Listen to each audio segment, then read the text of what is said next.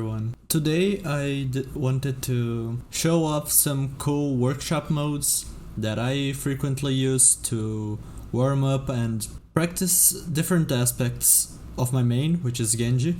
As you can see here, I've reached GM and I have over 300 hours on comp and over 500 hours on just all modes. And I reached GM both on low ping, which is like 50 ms, and on high ping, which would be 200 ms, basically to prove a point that you can play Genji on high ping. Because I often hear players say that Genji is unplayable at 150, 200 ping and all that kind of stuff. It really isn't. You just have to get used to the latency. Blade is the thing that will change the most when you're lagged, but you can definitely play him. It can cause no rags and all that bad stuff, but what I found is that the playstyle shift you have to do to account for the no rags and all of that is usually beneficial in a sense that it will balance out the bad things that the lag brings. So playing a little safer, because you can't be so sure you can win all 1v1s, especially 1v1s against a Hog or a Kree, that kind of stuff.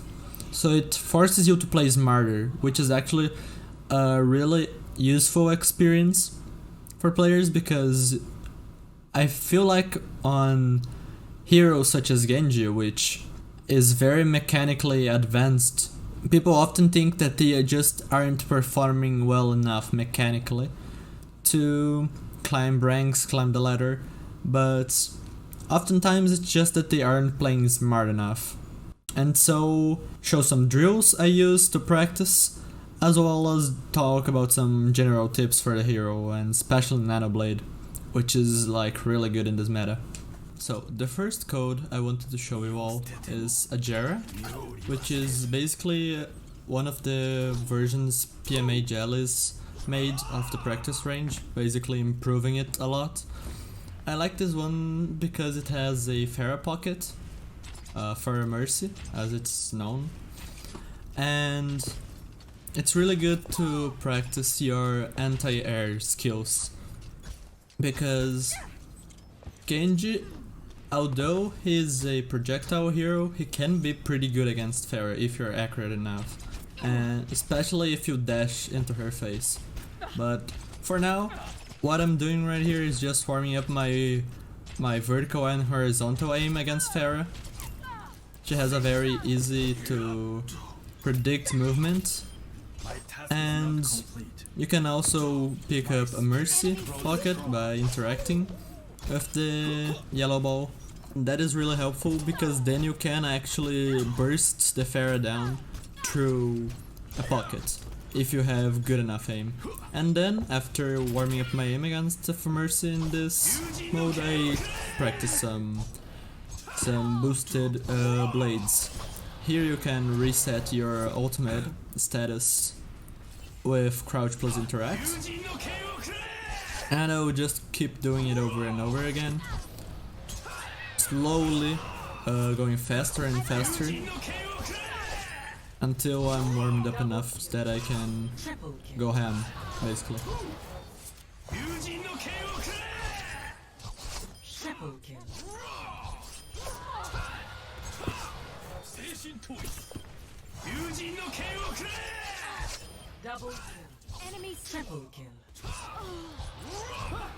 And yeah, that happens sometimes. You don't want to hold back when you are going against Pharah Mercy.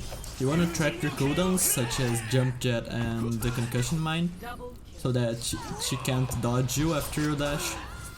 And most importantly, you want to go fast, because you don't want to hesitate and lose your little precious airtime.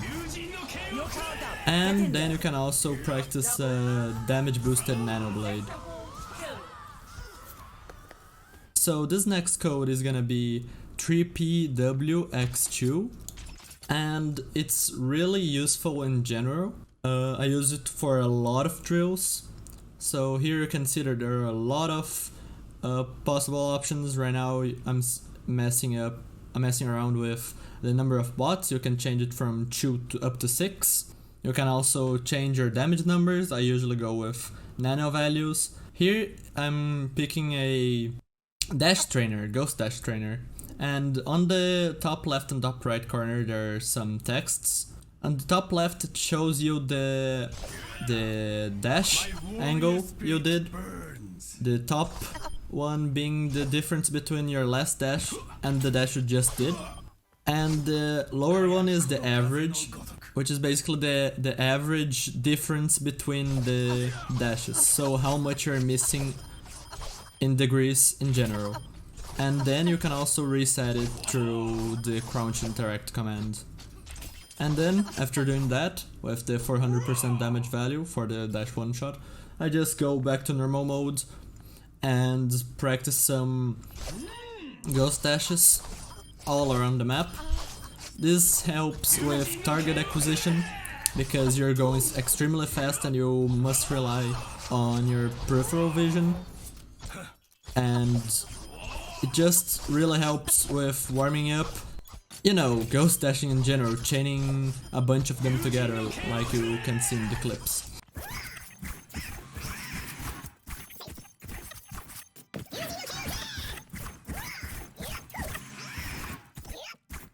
You can also toggle strafe in them, although it's a really limited option.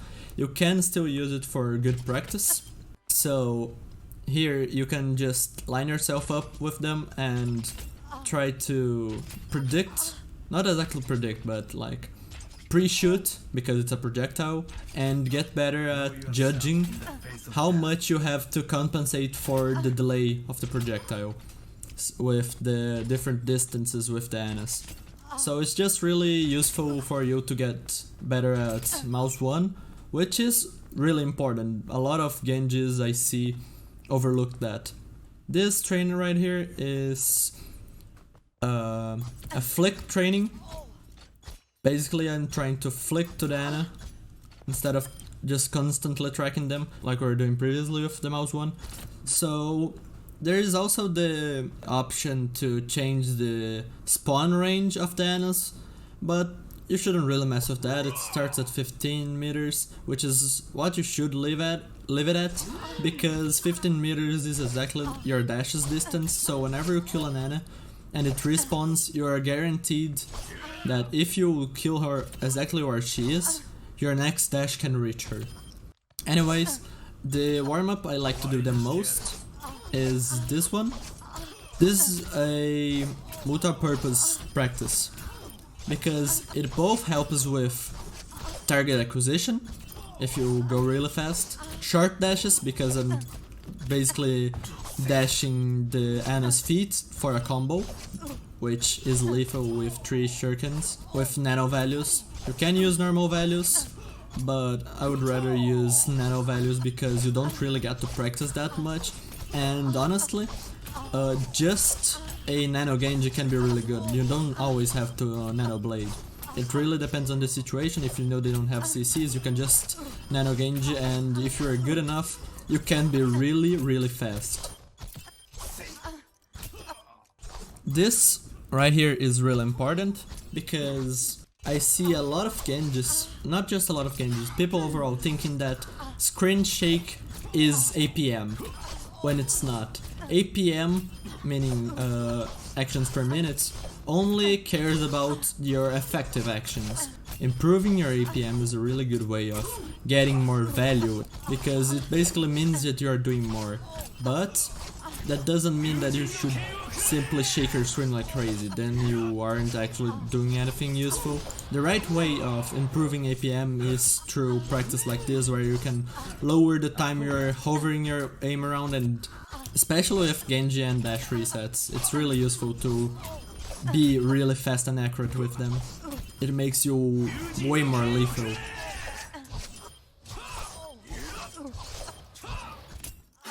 And then I usually switch to a nano blade practice. You can start by dashing up to get a view of where everyone is.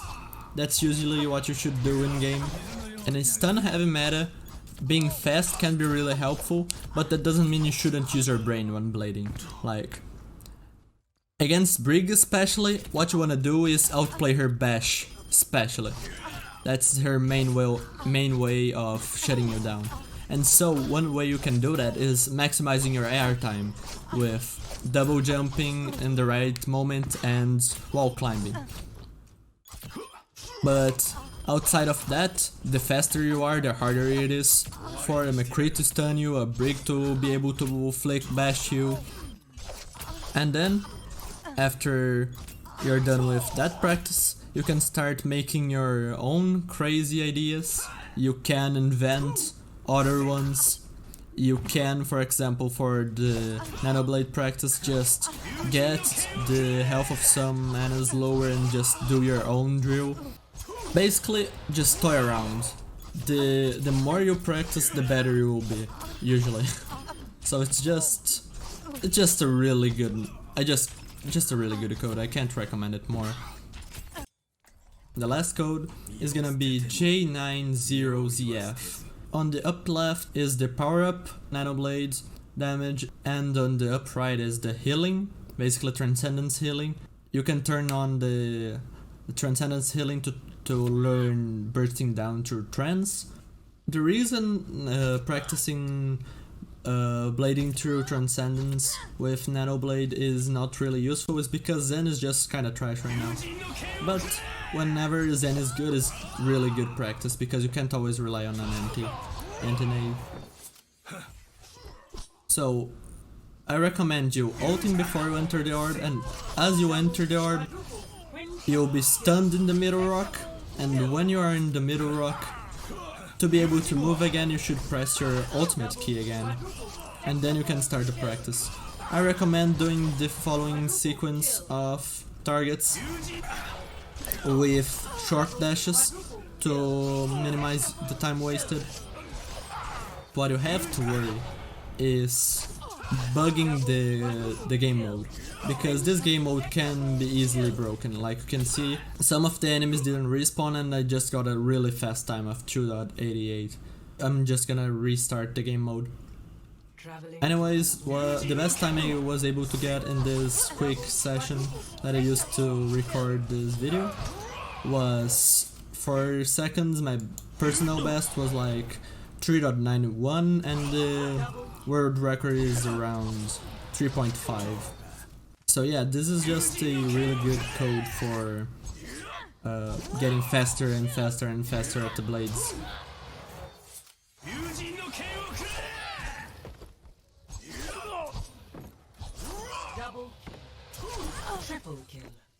Now that Genji got buffed, I have seen a lot of players trying to pick him up, but I've seen them struggle a lot because it's a mechanically difficult hero and there are a lot of complicated tricks that you have to do with the hero to optimize it.